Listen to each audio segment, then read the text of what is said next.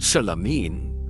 Sa isang liblib na baryo sa probinsya ng Quezon, may lumang alamat tungkol sa isang nilalang na babae. Si Salin, sinasabing isa siyang babaeng ipinagkanulo ng kanyang asawa dahil sa matinding selos. Habang umaharap sa isang salamin, siya ay tinapon sa balon sa likod ng kanilang bahay.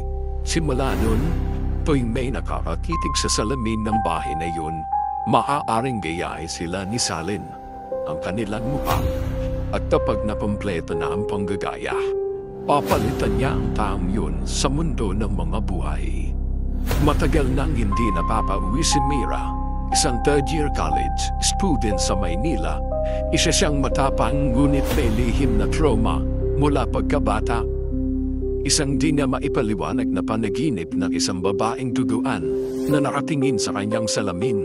Ngayong bakasyon, inimbitahin siya ng 4 ng matalik na kaibigan, si Ella, si Joanne, si Karen at si Lee, na magbabakasyon sa lumang ancestral house na kanyang yumaong lola. Pagkarating nila, sinalubo sila ng malamig at tahimik na paligid. Ang bahay, bagamat matibay pa rin, ay balot ng alikabok at amoy ng lupa. Sa sala, naroon pa rin ang malaking antigong salamin na palaging tinatakpan ng puting tela. Ba't may takip to? Ano ni Ella habang tinatanggal ang tela? Sabi ni Lola, dati, wag daw tumitik ng matagal. Napapita raw ng di dapat mapita. Sagot ni Mira, medyo nagbibiro pero may halong kaba. Habang nagiinuman sila sa beranda, napagkwentuhan nila ang mga alamat ng lugar. Isa na rito ang tungkol kay Salin, ang babae ng salamin. Ayon sa mga matatanda, ang sino mang ginaya ni Salin ay onti-onting nawawalan ng sigla. Hanggang sa puluyan ng mawala sa mundo at mapalitan na kanyang dobling mukha. Hismis lang yan, horror movie vibes, sabi ni Karen.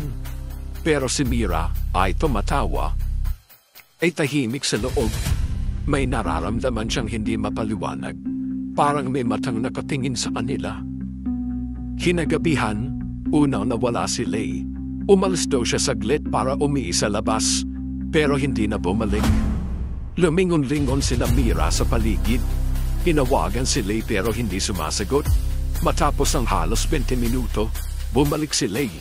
Pero parang may mali, tahimik na pangiti lang, hindi nagsasalita. Masyadong napatitig lang sa salamin sa sala. Okay ka lang, tanong ni Joanne. Umangulang si Lay, ngunit natiling napatitig sa sarili sa salamin. Kinabukasan, natagpuan si Mira, si Lay, nakalambiti sa likod ng bahay. Patay na, ngunit nasabi nito, nakita rin nila si Lay sa kusina, nagtitimpla ng kape. Tahimik pa rin. Kinabahan na si Mira. Paano naging posible ito? Isa-isa napapansin niya may mga papaiba na rin sa ibang kaibigan niya. Si Joanne nagising sa madaling araw na nakikipag-usap daw sa sarili sa salamin ng banyo. Si Karen bigla naglalapad sa dilim habang umiiyak pero hindi matandaan kung bakit. Si Ella, nakita ni Mira para may kausap sa kwarto. Sarili niya sa salamin. Pagdaan ng araw, tila may 2 bersyon na ang bawat isa. Isa na masungit, matapang, isa tahimik at nakakatakot ang tingin. Isa lang ang walang kapareho, si Mira. Nalaman ni Mira sa lumang diary na kanyang lola na si Salin ay kapatid ng lola niya. Isang sinumpang espiritu na natrap sa salamin. Matapos patayin ang sarili, pamilya dahil sa selos.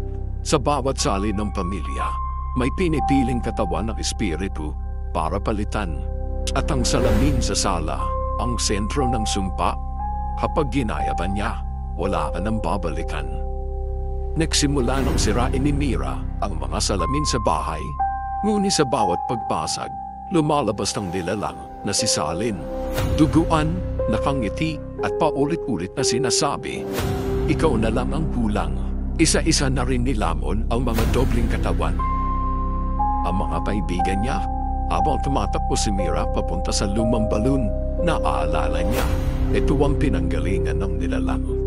Bago niya ito ibato ang huling salamin sa loob ng balon, nakita niya ang kanyang sarili sa refleksyon. Pero ito ay ngumiti. Isang ngiti na hindi kanya. Ilang linggo matapos ang insidente, nakauwi si Mira sa Maynila. Tahimik, hindi nakipag-usap sa dati niyang mga kaibigan, wala siyang sinasabing detalye. Ngunit isang gabi habang naglalakad siya sa isang mall, dumaan siya sa harap ng isang salamin. Sa buti, tumigil siya at dun makikita ang refleksyon niya na hindi gumagalaw. Ayun, dito na natatapos ang ating istorya. Kung nagustuhan mo to, baka pwedeng makahingi ng like, share, comment, subscribe para marami pa tayong ilalabas na katulad ng mga ganitong istorya.